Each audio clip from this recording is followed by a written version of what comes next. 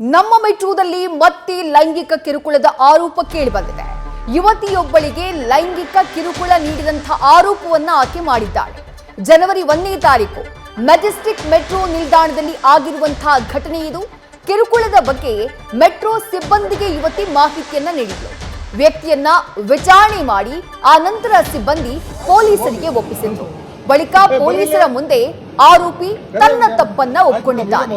ಮುಂದೆ ಹೀಗೆ ಮಾಡಲ್ಲ ಅಂತ ಹೇಳಿ ವ್ಯಕ್ತಿ ಕ್ಷಮೆಯಾಚನೆಯನ್ನ ಕೂಡ ಮಾಡಿದ್ದಾನೆ.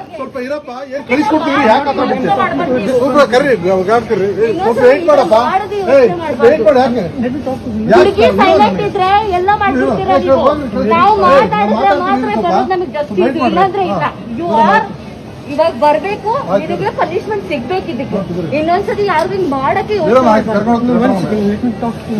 ನನ್ನ ಹತ್ರ ಏನ್ ಮಾತಾಡ್ತಾ ನೀವೇ ನನ್ ಬಾಯ್ ಫ್ರೆಂಡ್? ನೋ, ಇಲ್ಲ ಇಲ್ಲ,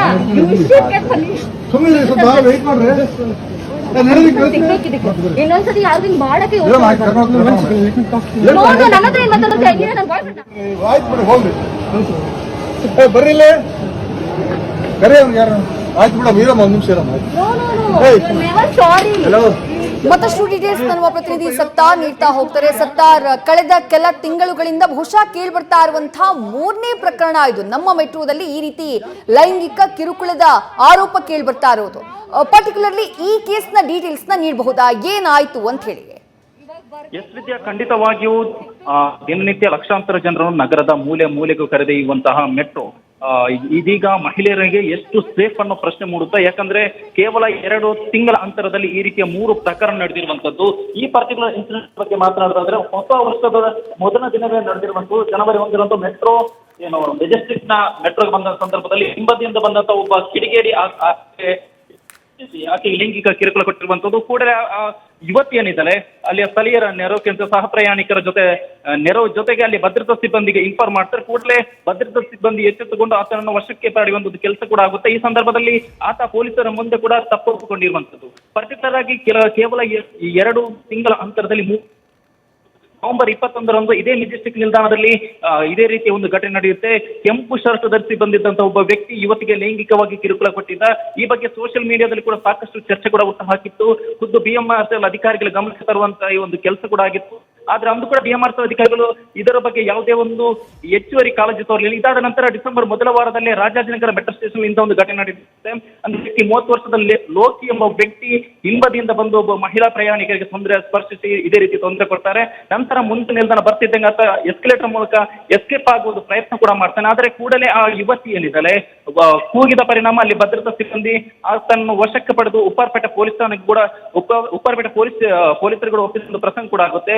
ಈ ಪರ್ಟಿಕ್ಯುಲರ್ ಈ 3 ಇನ್ಸಿಡೆಂಟ್ ಇಂದ ಮಹಿಳೆಯರಿಗೆ ಮೆಟ್ರೋ ಎಷ್ಟು ಸೇಫ್ ಅನ್ನೋ ಪ್ರಶ್ನೆ ಮೂಡುತ್ತೆ. ಈ ಬಗ್ಗೆ ಖುದ್ದು BMRCL ಅಧಿಕಾರಿಗಳು ಮುಂದೆ ಬಂದು ಮಹಿಳೆಯರಿಗೆ ಹೆಚ್ಚು ಸೇಫ್ ಕೊಡೋ ವಿಚಾರದಲ್ಲಿ, ಸುರಕ್ಷತೆ ವಿಚಾರದಲ್ಲಿ ಅವರೇ ಒಂದಿಷ್ಟು ಕ್ರಮ ಕೈಗೊಳ್ಳಬೇಕಾಗಿತ್ತು. ಬಟ್ ಇದುವರೆಗೆ ಯಾವುದೇ ಕ್ರಮ ಆಗಿಲ್ಲ. ಯಾಕಂದ್ರೆ ಪ್ಯಾನಿಕ್ ಬಟನ್ ಜೊತೆಗೆ ಒಂದಿಷ್ಟು ಇನ್ಸಿಡೆಂಟ್ ಪ್ಯಾನಿಕ್ ಬಟನ್ ತಂದ್ರೂ ಕೂಡ ಅದು ಎಷ್ಟು ಮಾತ್ರಕ್ಕೆ ಅದು ವರ್ಕ್ ಆಗುತ್ತೆ ಅನ್ನೋದು ಕೂಡ ಯಾವುದೇ ಒಂದು ಪರ್ಟಿಕ್ಯುಲರ್ ಆಗಿ ಒಂದು ವಿಚಾರದಲ್ಲಿ ಪ್ಯಾನಿಕ್ ಬಟನ್ ಇದ್ರೂ ಕೂಡ ಅದು ಮಹಿಳೆಯರಿಗೆ ಎಷ್ಟು ಸುರಕ್ಷಿತ ಅನ್ನೋ ಪ್ರಶ್ನೆ ಮೂಡುತ್ತೆ. ಯಾಕಂದ್ರೆ ನಗರದ ಯಾವುದೇ ಒಂದು ಭಾಗದಲ್ಲಿ ಈ ತರ ಇನ್ಸಿಡೆಂಟ್ ಪದೇ ಪದೇ ನಡೆತಿರುವುದರಿಂದ ಎಲ್ಲೊಂದು ಕಡೆ ಖುದ್ದು ಮೆಟ್ರೋ ಸಿಬ್ಬಂದಿಗಳೇ ಮುಂದೆ ಬಂದು ಮಹಿಳೆಯರಿಗೆ ರಕ್ಷಣೆ ನೀಡಬೇಕಾಗಿರುವಂತದ್ದು. ವಿದ್ಯಾ, ಥ್ಯಾಂಕ್ ಯು ಸತ್ತ ತಮ್ಮೆಲ್ಲ ಡೀಟೇಲ್ಸ್ಗೆ.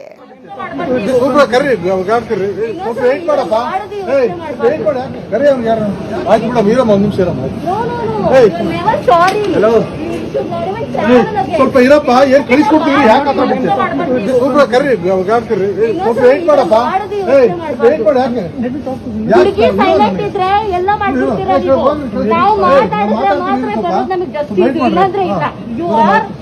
ಇವಾಗ ಬರ್ಬೇಕು, ಇದಕ್ಕೆ ಪನಿಷ್ಮೆಂಟ್ ಸಿಗ್ಬೇಕು. ಇದಕ್ಕೆ ಇನ್ನೊಂದ್ಸತಿ ಯಾರು ಮಾಡಕ್ಕೆ ನನ್ನ ಹತ್ರ ಏನ್ ಮಾತಾಡ್ತಾ ನೀವೇ ನನ್ ಬಾಯ್ ಫ್ರೆಂಡ್? ನೋ, ಇಲ್ಲ ಇಲ್ಲ,